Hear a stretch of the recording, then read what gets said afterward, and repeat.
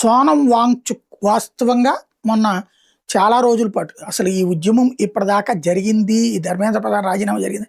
సోనం వాంగ్‌చుక్ నిరాదీక్ష ఆ తర్వాతనే సింపతి పెరిగింది. ఆగ్రహం పెరిగింది జనంలో. అది వీళ్ళ ఢిల్లీ ఉద్యమానికి సపోర్ట్ అయినట్టు. కానీ సోనం వాంగ్‌చుక్‌ని తలుచుకోలేదు.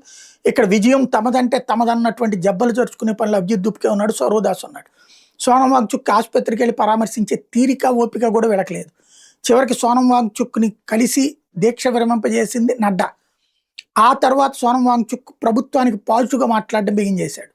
ఎందుకు అంటే, నా ఉద్దేశ్యం కూడా హింసాకాండ చెలరేగాలని కాదు, శాంతియుతంగా జరగాలని లాంటి మాటలు మాట్లాడుతున్నాడు.